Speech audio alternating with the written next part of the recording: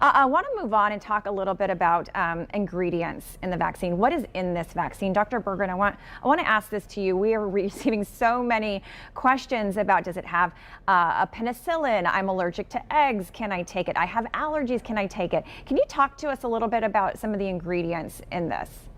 Sure. Well, to start with, there's no penicillin in it. There's no antibiotics in there at all.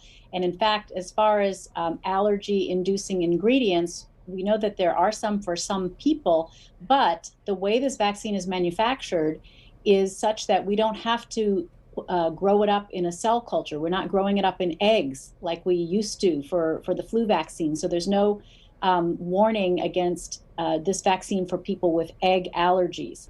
Speaking of what's in it, I want to ask a follow-up question to this because we are receiving a lot of questions regarding fetal fragments. There's a video on social media. It says that the contents of the COVID vaccine contain fetal fragments.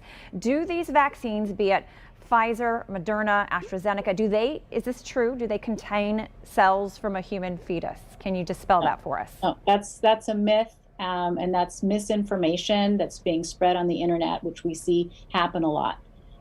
People ask sometimes biologically plausible questions like, could this spike protein have some similarity to some other protein that's important in, say, the human placenta formation? And should we worry about this? That question has been posed, and the question has also been answered. That is not an issue. But I think people then think about, well, the placenta, that's related to the fetus, it's related to embryogenesis, and then there's a lot of confusion about it.